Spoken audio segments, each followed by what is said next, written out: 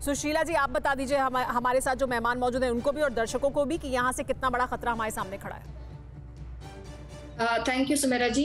मैंने यहाँ पे आने से पहले कुछ लैब्स में जो मेरे मित्र हैं उनसे पूछा, तो हमारा पॉजिटिविटी रेट लगभग 2.5 से 3.5% के आसपास चल रहा है दिल्ली एनसीआर में, और ये हालात लगभग वैसे ही हैं जैसे अर्ली अप्रैल में थे 2021 में। सो यहाँ से एक महामारी का अपना स्वरूप भी होता है, और महामारी के लिए रेस्ट्रिक्शंस लगाना और एक नॉर्मल दिनचर्या को चलते देने में बहुत ही एक फाइन बैलेंस होता है। कई बार हम कर पाते हैं, कई बार नहीं कर पाते हैं, क्योंकि 1.5 साल पौने 2 साल हो गए हैं, तो सब कुछ बंद कर देना भी एक सही नहीं है, क्योंकि इकोनॉमी नहीं होगी तो लोग भूख से मर जाएंगे बीमारी से पहले। तो सब चीजों को बैलेंस में तो रख के चलना चाहिए। लेकिन अगर जो पॉजिटिविटी रेट 2-2.5 के आसपास आ गया है, नंबर आज दिल्ली में 900 नहीं है, शायद 1300 के आसपास हैं। सो ये नंबर, और इसी तरह हरियाणा में भी है, हर स्टेट में है, इसका कोई हर एक पर्टिकुलर स्टेट का वो नहीं है, और जिसमें नहीं है वो बढ़ेंगे। ये वेव की तरह चलता है, जो पहले इकोनॉमिकल एक्टिविटी और इंटरनेशनल ट्रांसपोर्ट होता है वहां शुरू होता है, और उसके बाद ये चारों तरफ फैलना शुरू होता है। तो रिस्ट्रिक्शंस जरूर रखनी चाहिए।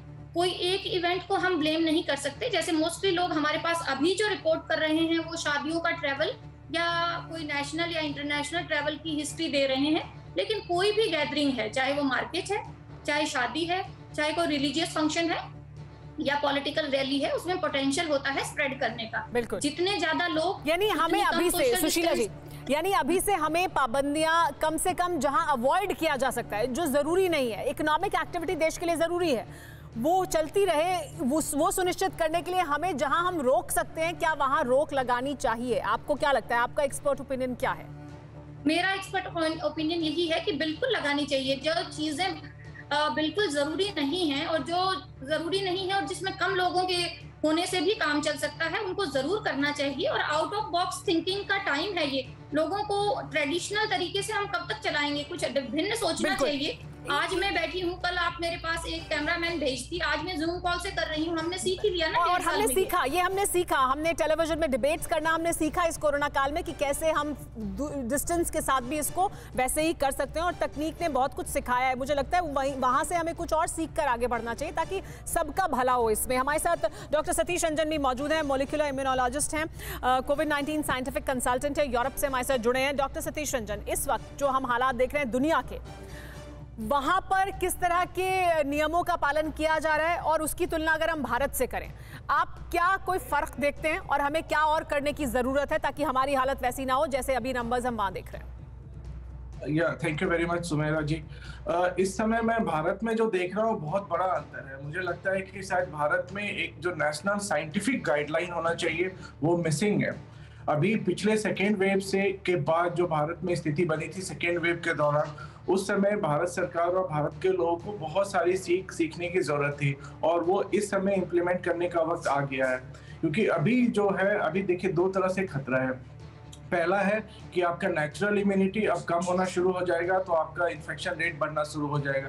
दूसरा है ये नया ओमिक्रॉन वेरिएंट आ गया है, जिसका जो है ट्रांसमिशन रेट बहुत ज्यादा है, तो ये लोगों में फैलेगा।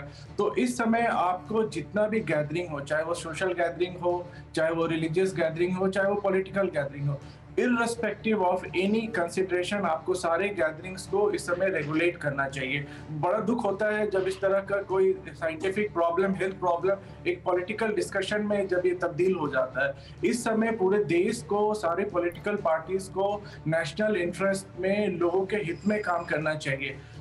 देश में एक नेशनल साइंटिफिक गाइडलाइन लागू होना चाहिए।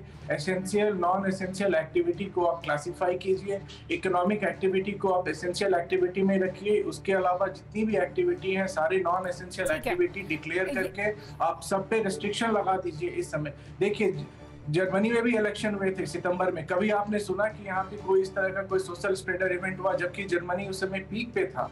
फिर भी यहाँ पूरे देश में नेशनल इलेक्शन हुआ, और किसी तरह का इलेक्शन की वजह से कोविड का कोई खतरा नहीं बढ़ा। कोरोना धर्म नहीं देखता, जात नहीं देखता, अमीर गरीब, ऊंच नीच नहीं देखता। कोरोना सिर्फ मौका देखता है, लेकिन आप उसे मौका मत दीजिए। बस इतना कीजिए, जब कभी दफ्तर से, बाजार से घर लौटिए तो इतना ख्याल जरूर रखिए, कहीं आपके साथ कोरोना आपके घर तो नहीं जा रहा। भूलिए मत, कोरोना अभी जिंदा है।